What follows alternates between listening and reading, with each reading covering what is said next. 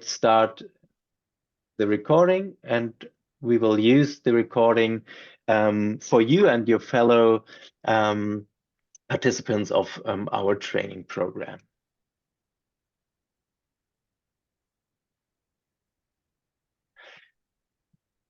To start today, I would like to show you what we have on the plate for today. We would have a discussion in small groups where you get the chance to get to know each other even better, and also to talk about your motivation and also how you keep the motivation of your students up. Then we will have a quick recap of what we learned in the first seminar. And then Maria and Andrea will provide us with an impulse, how you can actually start with the service learning process and how you keep motivation up when working with your students. Of course, you're always the real expert when it comes to your students, but these are just some impulses we would like to share. Then we would invite you for a longer phase of breakout rooms in which you might discuss questions which might have arisen in the self-learning phase and also during the first seminar. You can possibly answer the questions of your peers yourself, but you will also have facilitators from our project which might help you finding the correct answers. Each group then brings 2 questions back to our plenary. Another highlight will await you then after a quick break, which is 2 examples, real examples from Germany and Romania. Anda from Romania is with us, and the 2 very experienced teachers from Germany, Wolfgang and Daniel. We will then have a discussion and a summary and outlook to the next module of our training series. You might remember that we started with a Mentimeter survey during the last webinar and would like to do so today again with a special question in the beginning. Maria. Yes, it's coming right now. Share screen.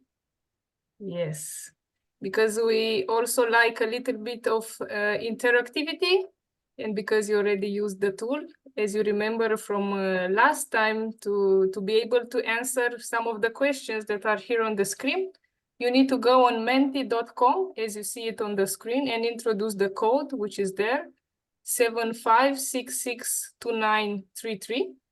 You can do that from your phone, or if you open another tab on the internet. And there is a question, and I leave that to you, Felix. Well, the question is to you.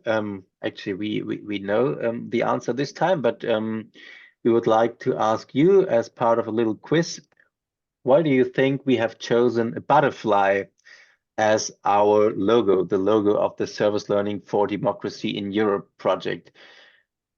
In the end of today's session, we will provide the right answer and also ask the person who might have given the right answer, and this person will receive a very nice little present from us. So, Felix, we have on the screen a lot of answers, maybe transformation, maybe symbolize growth, freedom of ideas, empowerment, because of the butterfly effect, freedom of creation, hope, competences of RFCDC. Oh my gosh, what is that? I'm very curious. An idea becoming a global movement. Very creative, indeed. Any additional ideas? Why a butterfly?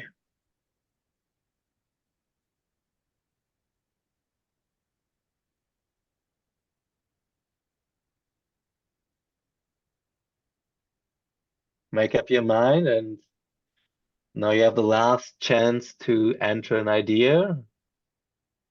I love metamorphosis. Me too. I wouldn't have known how to pronounce this word, but I like it. Beauty All and right, we will We will come back to this at the end of today's session. Wow, thank you so much. You have so many great ideas. Actually, I think you consider more than we ever imagined, but True. it opens the door for new perspectives. Good, very good. Let's now go to the next question. Also on the Mentimeter, you have the question on here. I cannot see it, but now I see it. Did you manage to attend the Module 1 self-learning phase? If you managed to enter the NILE platform, make an account, and start exploring the nice materials that were put in there, let's see. How many of you did managed? We have until now 14 people who did it, 16, 18, and the number is growing. Let's see, how many people we have in the room, Ale, right now? 89. 89 people. So until now, 23 from 89 managed to enter the NILE platforms. For the ones who didn't manage to go to the self-study phase, it's still available. You received all the information via email with how to get there. So there is still time to do that. And the self-learning process is in development. More information are going to appear there. Let's take 5 more seconds to get more answers. 29 participants managed to explore the content. We hoped you enjoyed Carla and her very nice presentations and the interactive games. And if you didn't know about the interactive games, you need to go there to find them. We also have 2 persons in chat that said that, yes, they entered. They managed to attend. Good, good. And I see some amazing reactions. Thank you so much. Thank you so much. Now let's go to the next question. How many people have you managed to talk intentionally or not intentionally about the SLEAD course or service learning in the last 2 weeks? Maybe you said something to your husband or to your kids or to your colleagues. This is not the purpose. We didn't say that you have to, but you're curious if you managed to say your opinion or have some reactions to other people. To no one, maybe 1 to 3 people, 4 to 6, and more than 6 people. Great, great. 40 people already answered. It seems that most of us managed to talk with at least 1, 2, or 3 people about the experience or the understanding that is coming with the SLEAD experience. Let's take 3 more seconds for more people to test their Mentimeter skills, how fast you can answer to a question.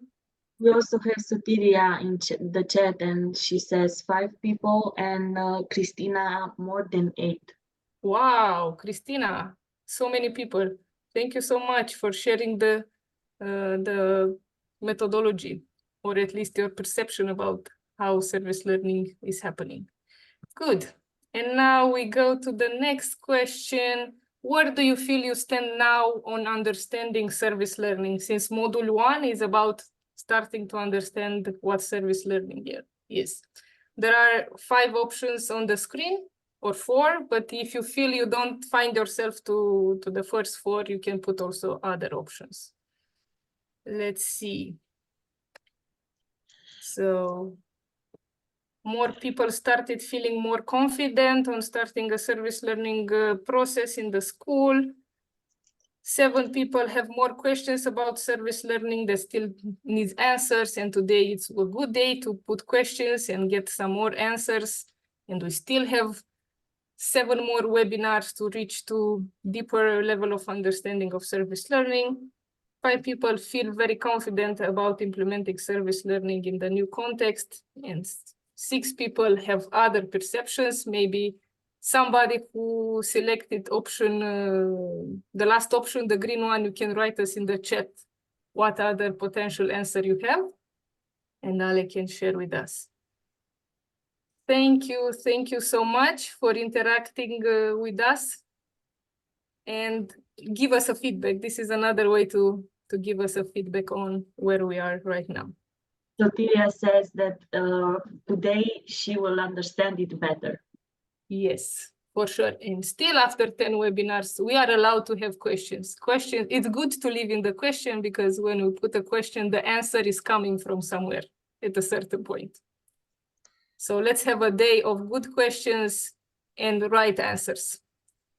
Good. I will stop the share. Thank you so much. And I'll give the floor back to Felix.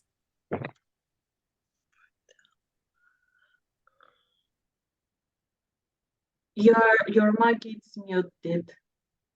I will pass the mic to Lena when it comes to the breakout rooms. Yes. Hello, everybody again. So as announced before, this webinar today is meant to be quite interactive. So we really want to encourage you to participate. And in just a few seconds, you will have the possibility to warm up a little more and to exchange in small groups.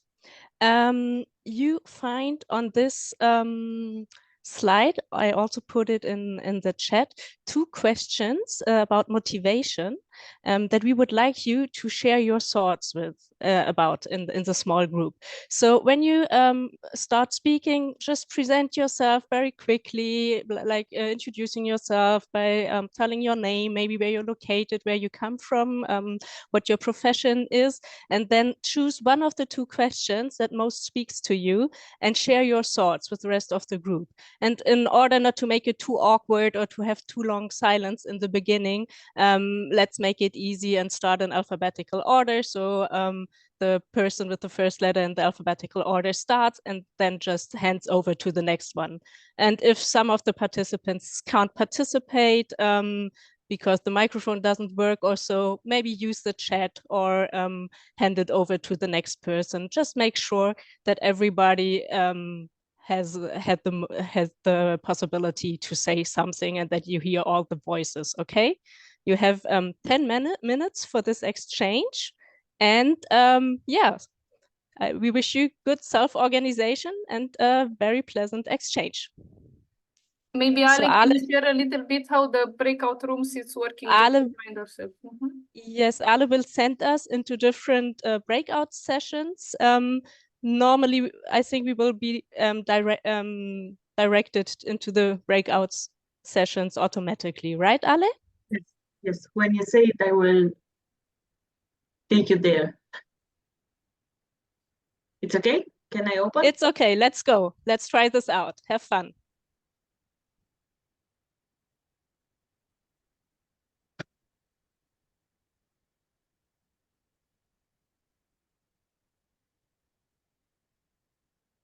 Conversations, at least we had in our group.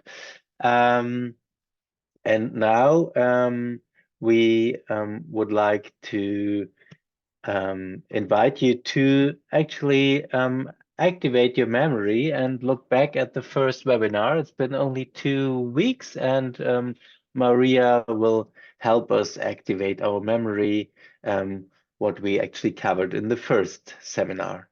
Maria. Thank you so much, Felix. Of course, maybe you are wondering why are we talking about motivation? Because motivation is going to be one of the topics that we tackle today.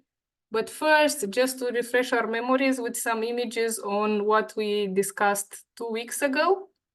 We're not going to go into details, but just to bring some memories. If you remember, 2 weeks ago, we understood the difference between volunteering, project-based learning, and service learning, and we understood why service learning is both on plus on the community connection and the learning connection.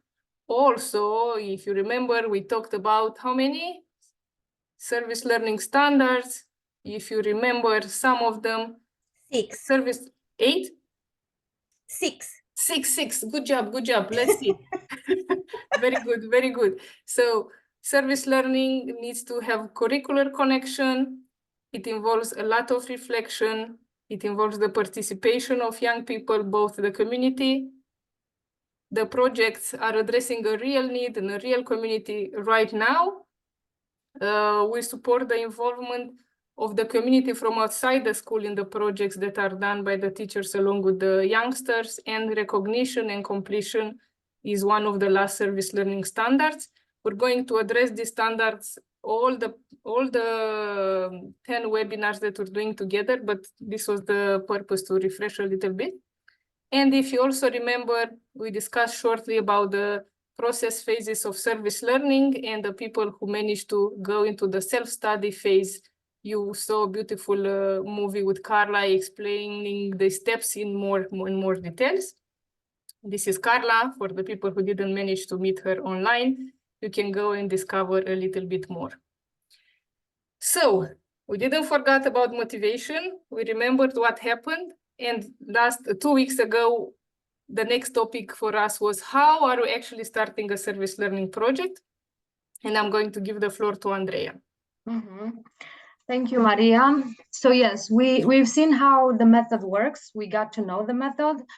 And now let's see how can we start to work with it in school. So either you are at the beginning of using this method in your classroom, or you already did, you use it, but you think to move it to the next level and having as a system, included in your planification in the school. Sorry. So each student can have the chance to get involved in at least one service learning project a year. You have to go through these questions together with your team in school, team of teachers, right? So you have to ask yourself, okay, what are the students learning this year and could be enhanced with the help of a project, okay? So what are the learning? What is the learning content, the learning objectives that we plan to teach the students this year? And a service learning project could help us do that. What skills developed this year in school are useful to our community? Okay, so what skills that our students are teaching, are learning this school year, could we use it in the community, or could help, or could be useful to our community? What subjects can collaborate, can work together to create a complete experience? So we have math, we have language, we have geography, history. What are those subjects that can create a beautiful and complex and complete experience to the students? And what is the most urgent need in our community that the school identified this year, so we can work on solve it? Okay, so if we have,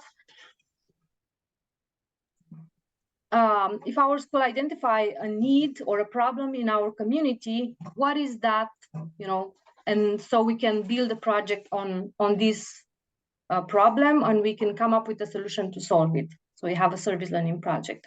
So when we have the answers to all these questions, we can think about how our idea of a project suits best the community and the school in the same time. So we get together in a team with our teachers and we try to answer these questions. And once we answered, we can see how we can build our service learning project to serve both the students, but also the community.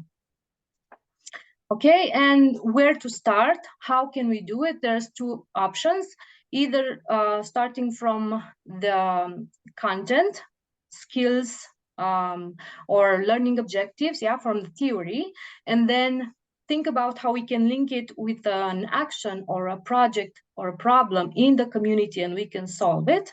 Or start from a problem that our school identified, or our students, or starting from a project that our school is working already on, and then adding or linking it to a theoretical part. Okay, so we have either the content, the theory part. If we link mathematics and geography and we have some learning objectives there and we see, oh, this could be linked to do, I don't know, to solve a problem in our community, we can go that way. Or we have a problem in our community and we can think, okay, how we can link this problem or solving this problem with a theoretical content in our school, in our classes. Mm-hmm. Thank you very much, Andrea. Now we went from the theoretical part to the practical. How are we doing that? And more practical is going to happen in the webinars, for example, in April, when we actually talk about tools. But before going to talk about tools, we're going to look a little bit on the magic of service learning. And when I'm talking about the magic of service learning, we really wish to share with you, maybe some of you already connected these concepts together, how service learning somehow connects with motivation, how service learning can build the motivation of the young people to come to the school, be in the school, stay in the school, and consider the school like what the school is supposed to be, the right environment for us to grow and live in a community at the highest potential. So maybe some of you heard about the theory of self-determination, or SDT theory of motivation, which was somehow created by two psychologists in the 70s. They are called Richard Deci and Edward Ryan, and they come with this theory. What they are saying is that us as humans have an innate ability to connect with each other. We are born to be curious, to explore, to develop, to somehow try to live to our fullest potential. But this natural tendency that we are always born with, that all of us, sometimes cannot be reached only if three basic psychological needs are somehow tackled and reached in the same time. Also, they are saying that what we do and we seek throughout our lives is to constantly satisfy these three psychological needs in all the context we are living, at home, at school, in the peer group, and the community. And maybe some of you already know a little bit more about these three psychological needs, which deeply connects with how the service learning somehow is built as a methodology. They are also saying that we succeed in our life at home, at school, only when and also we feel motivated and engaged in our day-to-day life when we satisfy in the same time these psychological needs. The first one is the need for connection. I will shortly explain it. The second one is the need for autonomy. And the third one is the need of competence. If we manage to satisfy these three needs for our children at home or at a school, when they are a little bit smaller, it's a key for success in the sense that they will be able to satisfy these needs by themselves when they are going to be adults. And service learning is doing that. I'm shortly explaining how it happens. And I will actually ask you, while you remember your answer to the question with motivation, to try to identify which of the three needs you as a teacher, you are mostly satisfying in your day-to-day life. You don't need to read the text. I put it here for you so you have it after we finish the webinar. I will start with the need of connection and try to reflect on yourself when I'm talking about this. The need of connection is the need that every person has, is the need to belong to a group, is to do something important. All of us have the need to give, to offer. We have the need to receive. We have the need to be appreciated. We have the need to love and to receive love, including touching is also a need that takes part, it's included here. And love, as we probably most of us know, no matter which part of the world we're coming, love is manifested through action, and service learning, it's a sort of action. It's a space where kids or students, when they are working together, they are satisfying this need. When we're doing something greater for other people, we substantially feed this need of connection. We exchange feelings, emotion, we feel satisfaction, we feel that we belong to a group. We feel that we belong to something bigger than us. And this is happening through all the stages of service learning. Many of you told me in the breakout room that you're motivated by the fact to contribute to something meaningful, to be part of something meaningful and greater than you. The second need is the need of autonomy, is the need to take decisions, to make choices in your life, to feel that you are the source of your own action and what you do is valuable and appreciated. Maybe sometimes in the classical classes, the need of autonomy is not so much nurtured because the students know I have to learn in biology this and this and this, and they are going there and the curriculum is decided. In many cases, maybe in some schools, the kids have the space to take decisions, which would be great. What is amazing about service learning is that in the service learning project, the learner has a lot of space to grow autonomy. they decide what community they want to tackle, what they want to learn, when they want to learn, what responsibility they want to take, how they are sharing responsibility, with whom they are working. So a lot of autonomy is built into the service learning. And the last one is the need to learn, to be able to see that you can develop this month, you know, more than the other month. It's our capacity to constantly update yourself. And this is happening strongly if we're respecting the service learning standards through reflection, because we create reflection. We explore our emotion, what we learned, what we can do better next time. So that's why the standards are somehow connected with these three needs. If we manage to go and respect these standards, there is a big chance that our students stay motivated, because we need to be seen, loved, appreciated, we need to have a contribution, and we need to see what are we learning. And service learning as methodology has encompassed these needs automatically. So every time we're doing a service learning project, we need to ask ourselves, next to the steps, principle, and standards, what need am I satisfying today when I'm meeting my students in the class? Do I create context that they feel connected?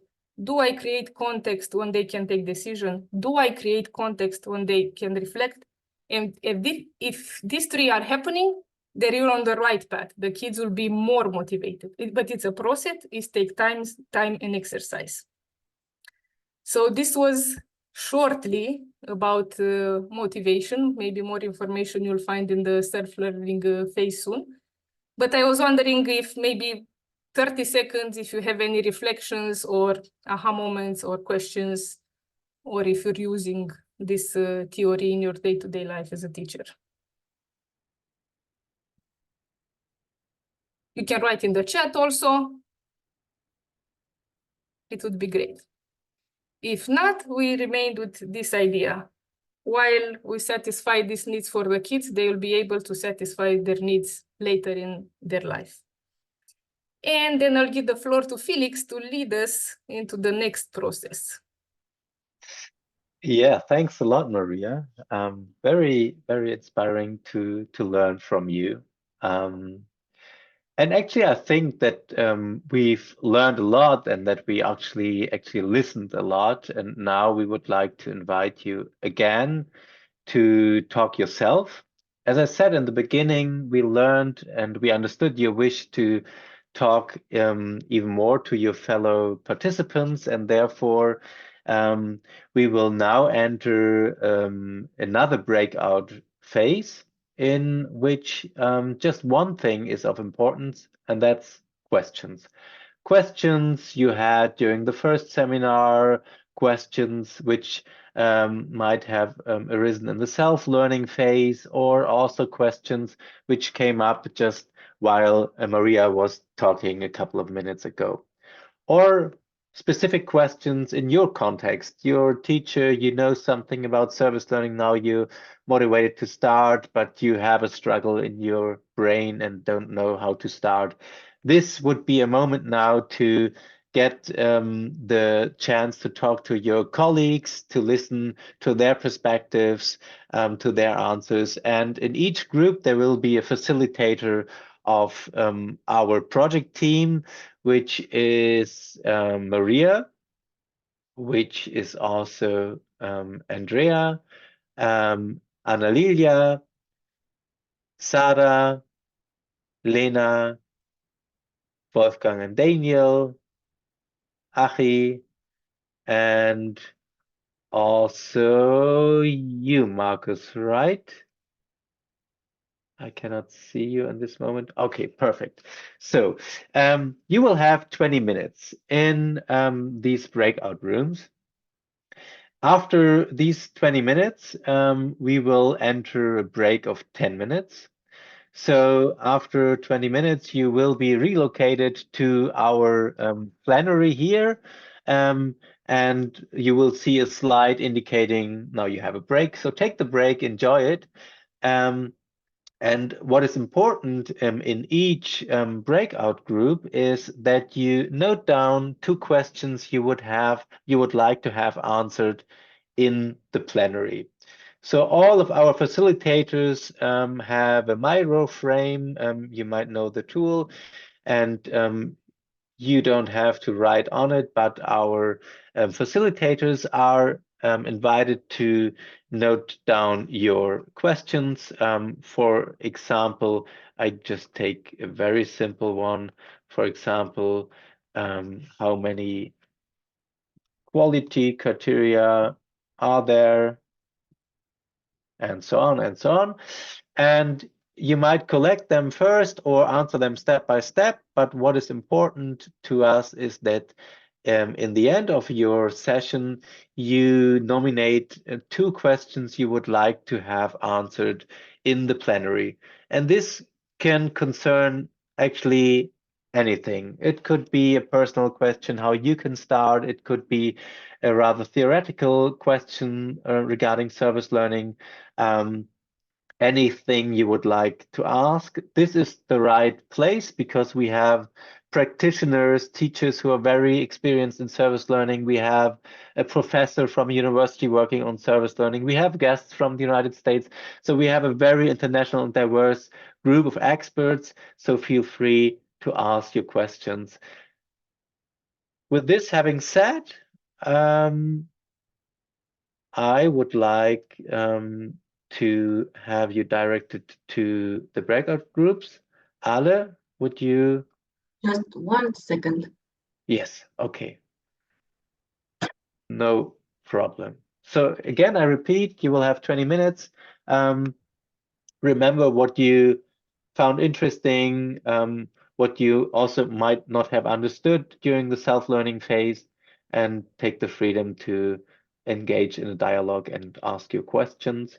And then after these 20 minutes, you will have a well-deserved break. I can open the rooms now. Good luck. Perfect. Have fun. Break. And now we are very happy to welcome Anda and Wolfgang and Daniel. Anda is a teacher in Romania, and Wolfgang and Daniel are teachers in Germany, in rather southern Germany. Very experienced in service learning. This applies to all of them.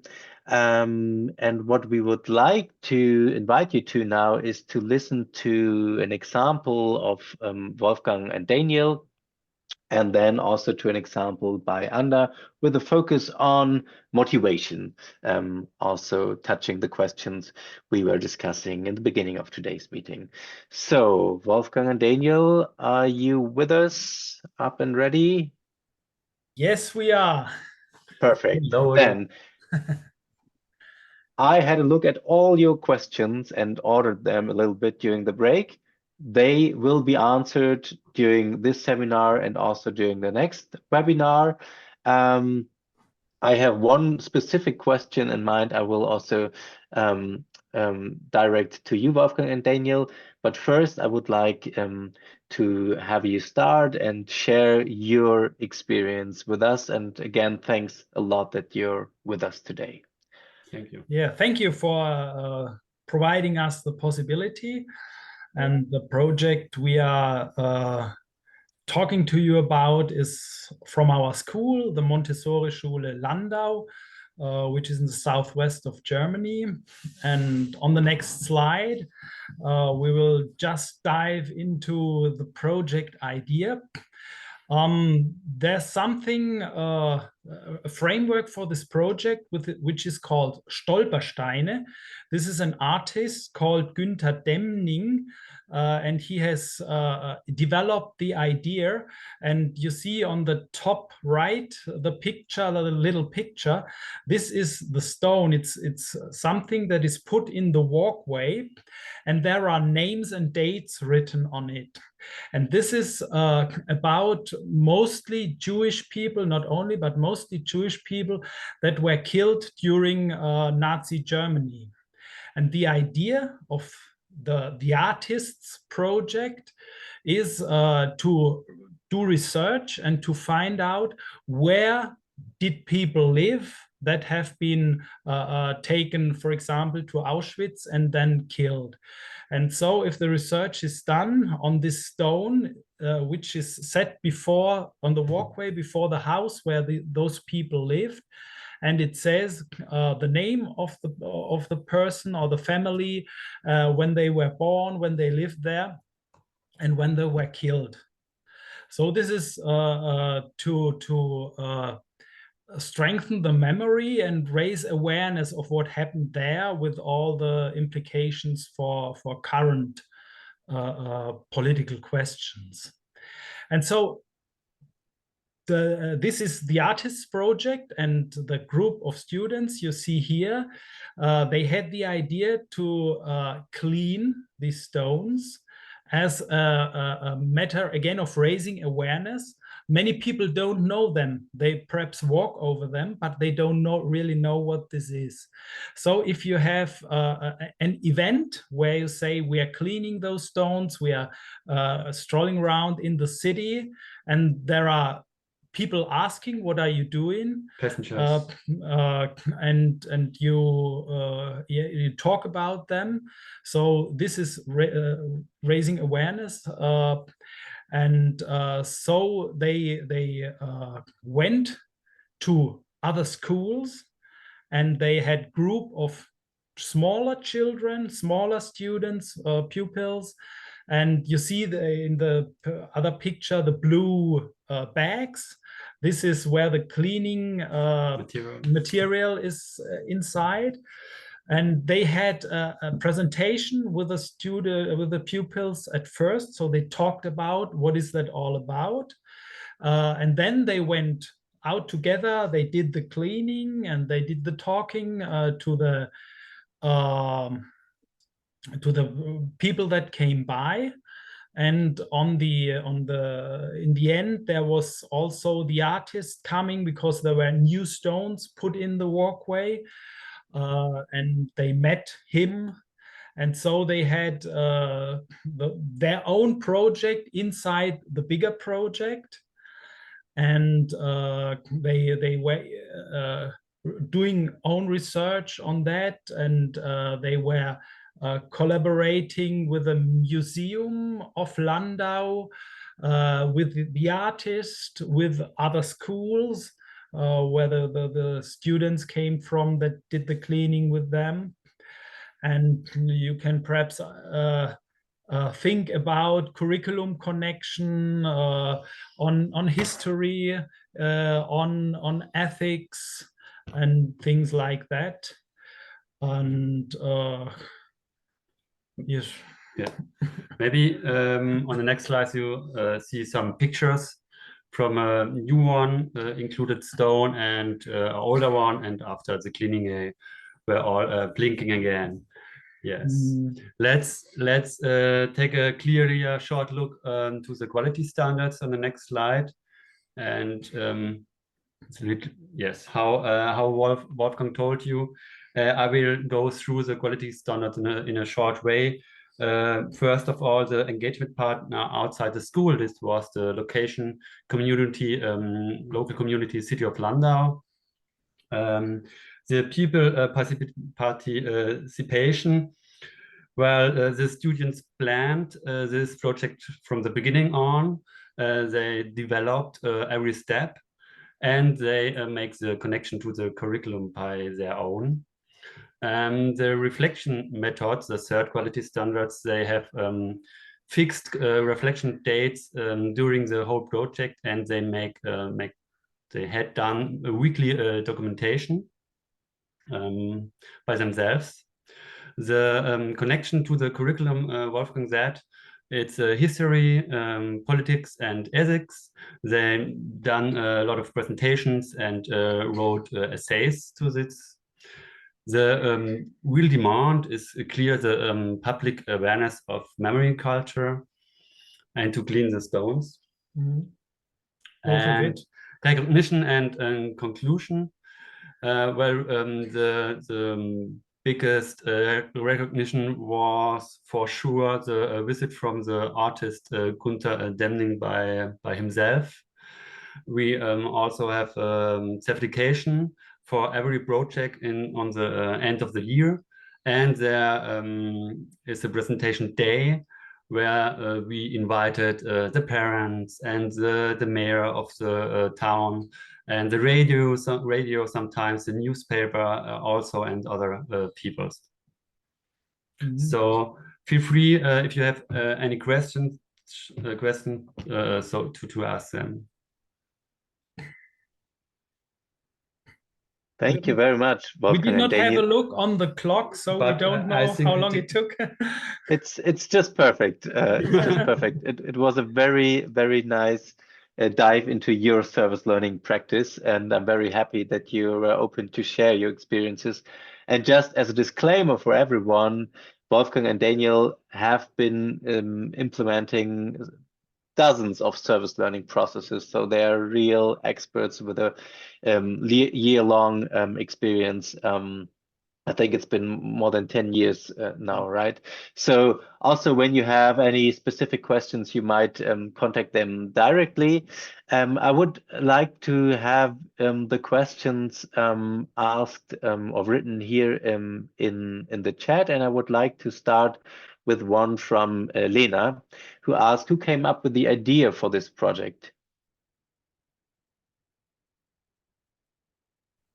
So just, yeah, the students themselves, they had the idea, they heard about the Stolpersteine, and they especially heard that the artist was going to come.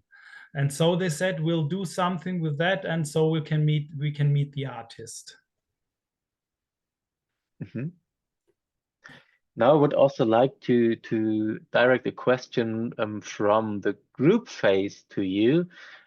We gathered all the questions which are still open here in this frame, and I found that two groups actually asked how you or the students actually identify the needs of the community. How do you steer this process to find the real need? Yeah, we have a lot of instruments. Sometimes we invited some experts from outside, some possible engagement partners. We also take a look in newspapers. We can walk outside the school and take a look in our town, where are such to find such real needs. What other instruments do you have? Yes, all that. And we even developed an own Erasmus Plus project, which focus on real needs, which focuses on how to do research with the tools Daniel says. Often it's the students themselves having an idea. In my hometown or my home village, I heard that, or I saw myself. That's mostly what they start with. And to do more of this research will also be kind of part of, or the central part of an whole own project.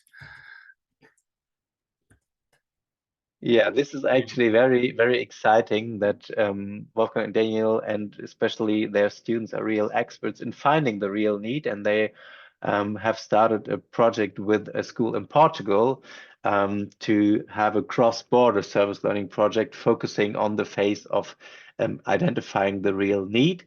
What I also wanted to share with you that in many European countries, and also as part of our SLEAD project, there are and will be methods distributed which might help you to design your lessons, also with a focus on identifying the real need in the community or also in a broader scope. So perhaps we can clap our hands for Wolfgang and Daniel, and perhaps listen to you later on a little bit more. But now I would like, first of all, to clap. Thanks a lot.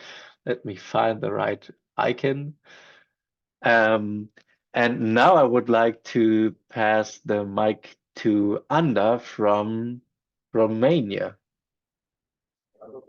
Hi. Good to have you with us. Yeah. Can you hear me? Yes. Very well. I'm in a coffee shop, and I hope I'm not speaking too loud. But the other participants that were not meaning to be here. Okay, so I will talk to you about what I am doing, and I hope I can answer some of the questions throughout my little presentation. Ale will help me with some pictures, but also I'm open to any type of questions. In the end, I try to refrain myself doing the breakout rooms, so to maybe get more questions here. So I'm Anda, as you know, I'm from Romania, but I have actually kind of a dual identity within the school that I teach in. I'm also a biology teacher and the leader of a volunteer club. And I have been doing service learning project with kids since my first year of teaching, and that was 15 years ago.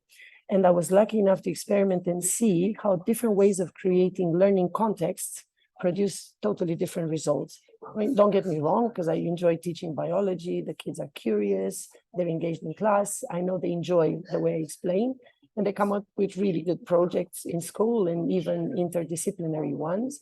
But beyond everything, there's always that constant annoying question I see in their eyes, like, how does this help me in real life?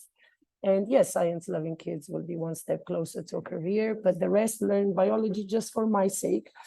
So I always keep wondering, what can I do with the others? Because not everyone cares about the topic I teach, like, I don't know, mollusks and snails, for example.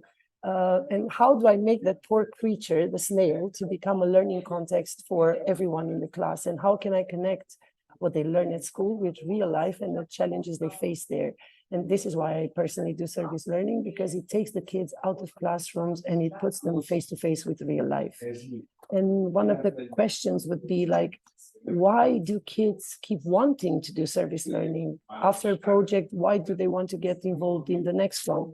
And why do these types of projects produce learning? And it's all in the motivation. I know it has been talked about and written about and studied extensively. And basically there are two systems, extrinsic motivation and intrinsic motivation. Intrinsic is like, what made you come here online instead of, I don't know, watching a new series on Netflix? Extrinsic motivation is the one at school, the classic one, and it's based on punishment and reward. You either get the maximum grade for your project or you fail because you know nothing about snails. I keep giving this example. It is effective, but it only works in solving simple and mechanical tasks because it narrows the focus to exactly what you have to achieve. In complex situations which relate to real life, which is beyond the school fence, when you're an adult or at work, immediate reward no longer works because it narrows the focus and it doesn't allow for thinking outside the box. It doesn't really activate creativity, and it doesn't activate finding new and innovative solutions. And kids feel that you are not moving the world forward with anything.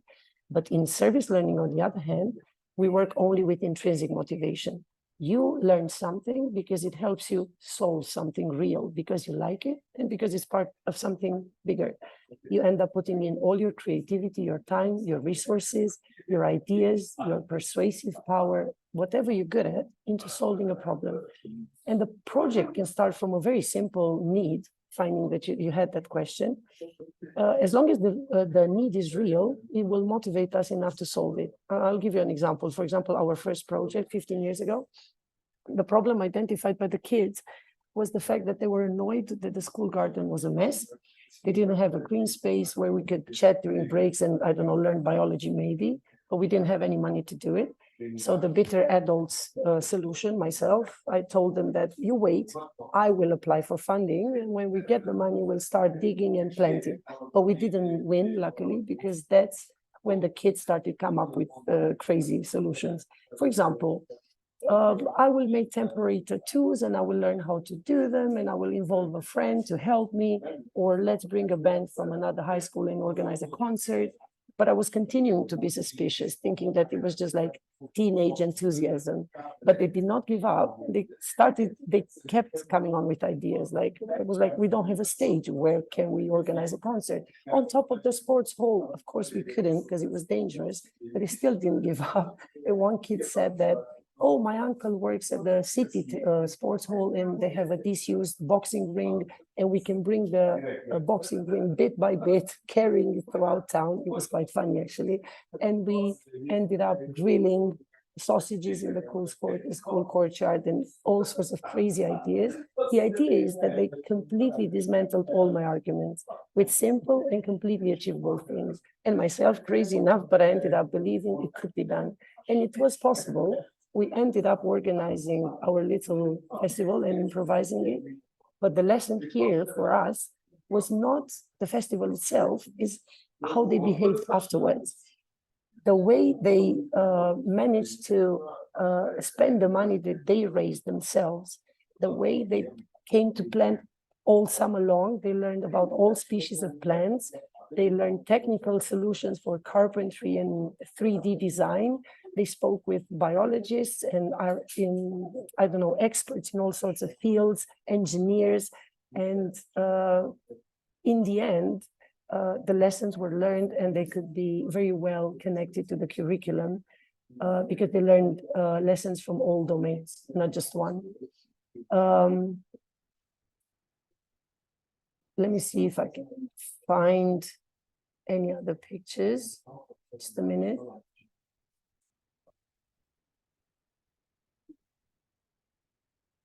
No.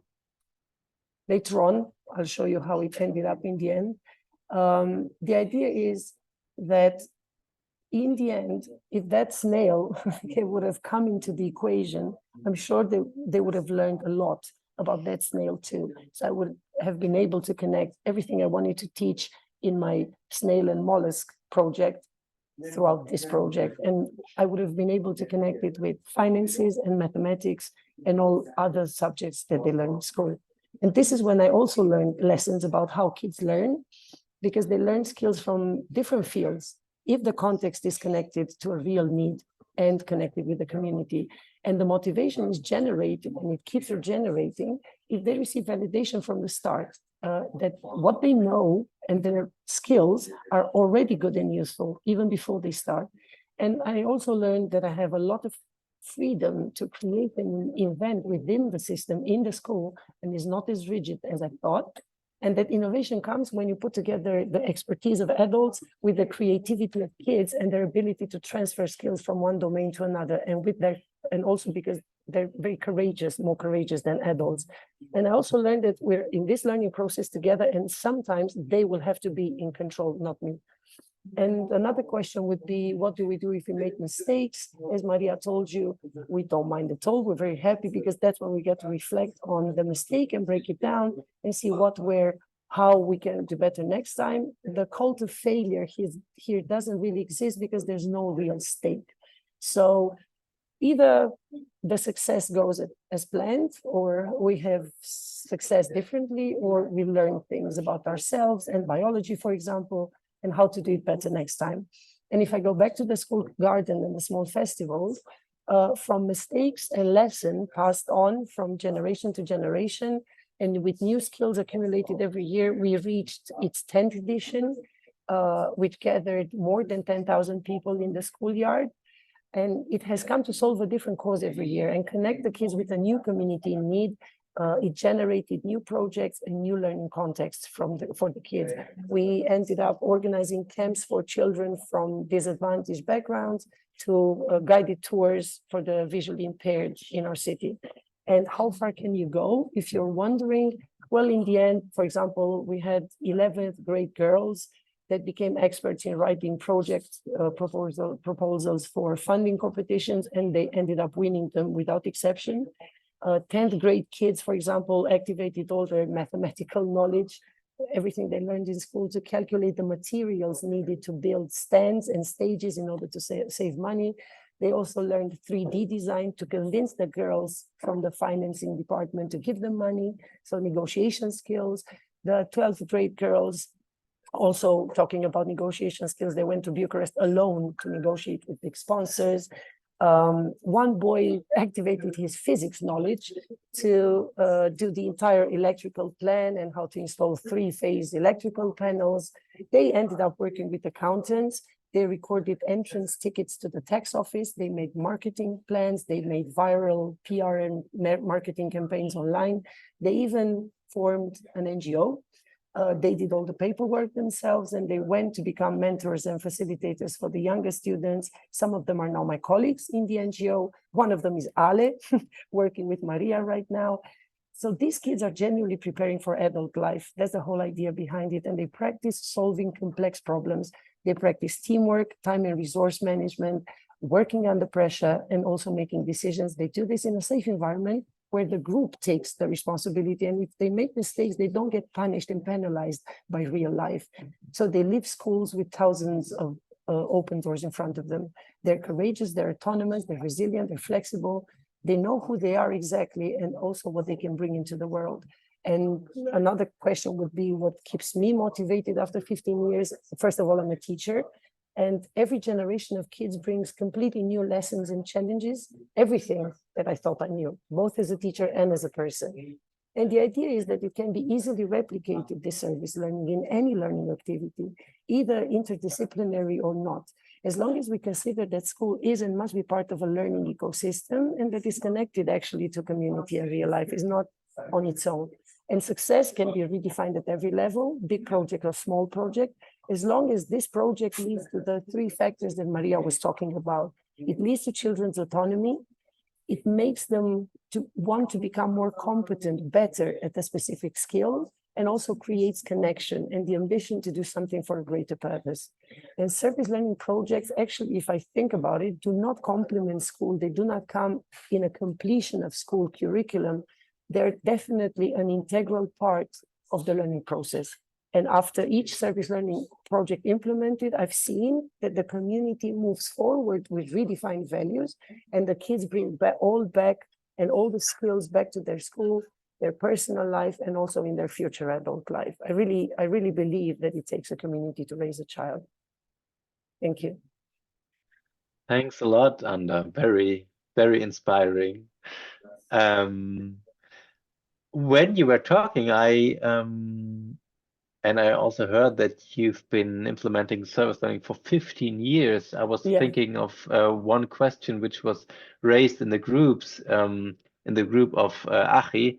And in these 15 years, what were major difficulties which occurred during these service learning processes, if you think back?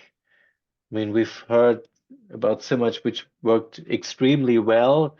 What were the biggest hurdles or challenges or problems which appeared if you think back? I don't think there's any project that we ended up not doing in the end, because it is extremely flexible. So we did reach dead ends, like sponsors that failed to answer our calls in the day of the project, or parents that kids got a bad grade at another subject and could not be present right when he had an important role. But because the group gets so connected and so strong together, we have so many plans, A, B, C, Ds, that it's always really flexible, because we do not consider changing our plan as we go. We don't consider it to be a mistake. It's not rigid, it's flexible. So it's really easy to overcome obstacles. And this is actually one of the things that now I'm doing it consciously. Before I was doing like from instinct, I think, because I was having fun, but now I can theoretize more, and I don't even start a project, even if it helps a real need in the community, if it does not open up a huge spectrum of learning possibilities for kids. So if that project, we come up with ideas, the ones that are experts like me and the older ones, we already see different ways in how it can develop. So if the kids come to a dead end, we're like, oh, but what about? Did we think about that? And then they go like, whoa, let's do that. And they become crazy about it. So it's really flexible all the time. And it's just like the process, the hardship of the process is the most fun. And it's a concept in design thinking, actually, that if you do not enjoy the hardship of a process, the end result will be not as like high quality. So for us, high quality is like, let's learn about this. Do we know something about it? No. Great. Let's start learning. So it's just like embracing complexity. What can happen? Also something which we touched upon Yeah. during the last webinar. One specific question to you, Anda, and then I have another question to Wolfgang and Daniel. A question from the chat. A specific question, because I think this was very impressive, what you just said, and perhaps it might be intimidating for some. How is your school organized, and how do you find the time for all these projects? I live close to my school. So, yeah, the school is organized. We have a lot of kids. We have about 3,400 something kids. I teach middle level and some high school, and normally we organize our meetings within the club on Friday after school finishes. So at 2 o'clock, we have a meeting for about 2 hours. And that's when we start talking about ideas. We find the ideas of projects exactly how Daniel and Wolfgang do. We either take a walk and analyze the community, or the kids say, oh, I heard that in that school, or I heard that in that community. And then we end up having fun with it. Normally we go together to visit that community, and that's when we start getting motivated. We're like, oh yeah, this has to be done. And then we end up meeting every Friday. And then before the project, when it gets more and more intense, what we do during that meeting is that, okay, what has to be done, which person wants to do what, and then they have the autonomy to do that until next Friday. Initially, they don't really, but the older ones have experience, and they know that if they don't do it, it won't get done. So the young ones learn from the model of the old ones, and the old ones facilitate alongside me. So they kind of know how to do it. And then after the meeting, we sit alone for another half an hour. We're like, oh, so how are we going to facilitate the young ones to kind of join in and understand how we're working? So it's a very organic process. And before the project, like 1 month before, it gets more and more intense, a lot of online meeting. Thank goodness for COVID, because it made our life online easier. We realized that we can do it like this as well. It's just, if a kid doesn't do what he promised he's going to do, it's fine. That's his limit. It's not, everybody learns. The learning is quite like in direct proportion to the level of involvement. And if a kid doesn't really get involved during that process or that project, no worries. Maybe he had other reasons, but if he sees the other ones and how much they progress, like, damn it, next time I want to be part of the communication team as well. So it just grows, like it rolls on, I think, like a boulder, like a ball of snow down the hill, I think. And also what I do, I started implementing like small service learning in my class, meaning that we have in Romania optional disciplines. Like if you're a biology teacher, you can propose to a class that next year to choose your optional subject. They have a choice from 3 or 4 other options. And if they choose this one, we have an hour per week to have fun. And then we can organize smaller projects with that specific class. This is how we do it. I hope I answered your question. Very inspiring. And there are many other questions coming up or at least some in the chat. It's a bonus question. Perhaps you can answer them in the chat. I would appreciate this a lot, because time is running a little bit. And I wanted to ask Wolfgang and Daniel, both you as well as Anda told us about a very long-standing experience, but at one point everyone has to start. What would you recommend? And this is also a question which came up in the group phase before. What would you recommend someone who would like to start service learning in his or her school and to convince other teachers for a cross-curricular project, or also the school principal? What would your tips be, your recommendations?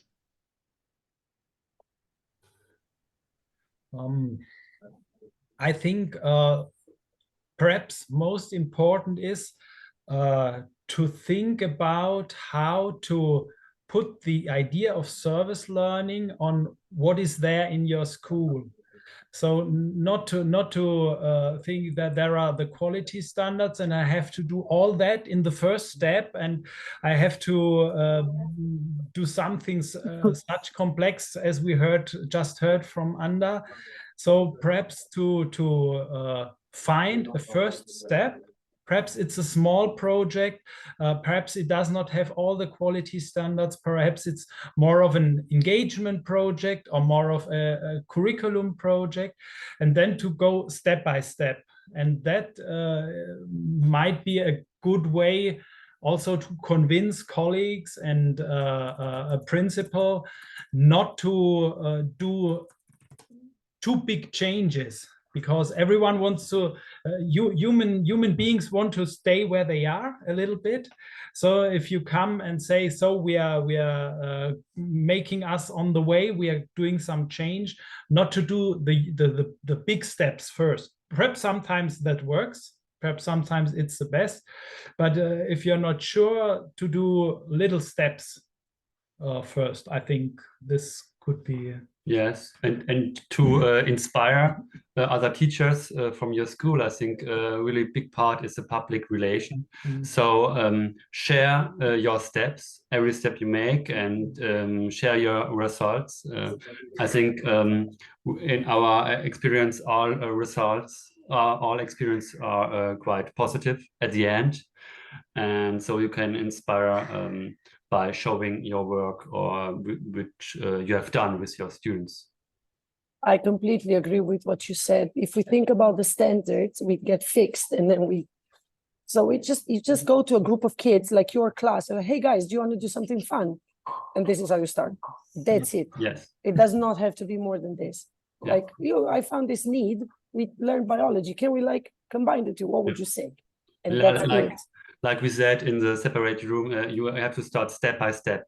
A little step, a little standard, and also you have not to start with all standards at the beginning. Yeah. And also, if that little project is within your school, it's visible enough for other teachers to trust you and get on board for the next project to be maybe joined with another discipline. It doesn't have to be like that from the start. This is from my experience. Sorry. Yes. Thank you so much. Many many very useful recommendations. Let's clap our hands again for the three of them. Thank you so much. As you realized, we have touched upon some of the questions which were brought back to the plenary from all the subgroups, and let you be assured that none of these questions will be lost, but we will bring them to the next webinars. So this is a guarantee. Well, almost 2 hours are over now. But we have 5 minutes left to look forward and to look back a little bit. You remember, and you've seen all the butterflies in the room for the last 2 hours. Perhaps, Ale, can we have a look at the answers? So actually, I think we could make it easy and say it's all true because all these ideas are so nice. But there's, I think, one specific answer, which is actually the one we had in mind. So let's have a look. I think it's more up, and it's this word Maria, or this abbreviation Maria mentioned. It's the RFCDC. No, not this one, which I don't dare to pronounce. It's this RFCDC. Who actually wrote this? I cannot see the person. Can you? Can someone help me if the person is? Who was that? Here, Felix. Great. Can you see me? So, yeah, you won actually. This little quiz. That's right. This was our source of inspiration for this logo, and why this is will be answered by Markus in a second, because it has a lot to do with our next webinar. It's completely right. It's a model for democracy competences, which we are working with, and which serves also as kind of a basis for our work, made and produced by the Council of Europe. So not the EU this time, but the Council of Europe. Felix, if you like, send me your address in the private chat and you will receive a little gift from our project because you won this little quiz. Congrats. With this having said, let's have an outlook on what will follow soon.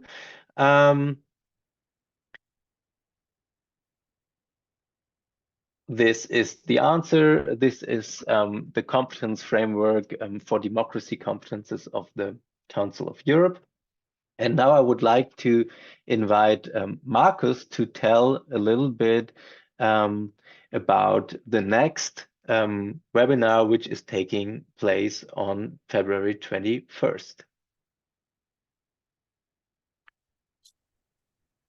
Yeah, so hello everyone. So democracies under threat around the world, and in the webinar 3 and 4 we want to dive deeper into the questions of how service learning can help equip students with skills for democratic cultures. And we have orientated us at the competencies model from the Council of Europe. As Felix showed us, it's this butterfly with these 20 competencies for a democratic cultures with attitudes and skills and so on. And the next webinar, we have a guest speaker from the EPA network. It's Bernd Gebauer, and he will introduce this butterfly and how teachers can address these competencies in their work. And then we will have a look how we can address these different competencies in different service learning projects around the world. So I think this will be a very, very inspiring webinar in 2 weeks' time. So if you haven't registered yet, please do so. And in the meantime, we would also like to invite you once again to the Nele platform. For those who have finished the first course, it might still be interesting because you find the material there, and we've also integrated a chat function. So there is so much traffic in today's chat and also the chat of the last webinar. So feel free to engage in the conversation with your fellow participants and us as trainers in the Nele campus. Would you like to add something to this, Lena? No, that's fine. I mean, I can see people are already joining the project space, so that's perfect. We will use the chat function, and we will also make sure that all information on previous webinars will be found there, will be accessible. Okay, so happy to see you online and to continue the discussions. And the course will remain available too for those who haven't managed yet to do the first self-study phase. You are, of course, still invited to do so. Well, it's 6 p.m. sharp in Central European time. Don't forget about feedback. Yes, thanks, Ale. We would like to invite you to again fill in the survey and give us some feedback on also today's webinar. And you will enter the chat. You will put all the information on this in the chat. Thanks a lot, Ale. You will also receive the link in the follow-up email. And yes, thanks again, Ale, for reminding me about the feedback. This is very important to us, as you've heard in the beginning. Now it's 1 minute past 6. Sorry for this slight delay. Thanks a lot to all of you, for all the trainers. A special thanks goes to Ale, who is going kind of crazy with so many participants, putting in that room, in the other room.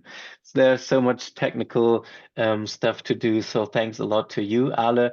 Maria, have I forgotten anything else? No. Great. Then enjoy your evening. Take care and see you in 2 weeks. Bye-bye. Thank you.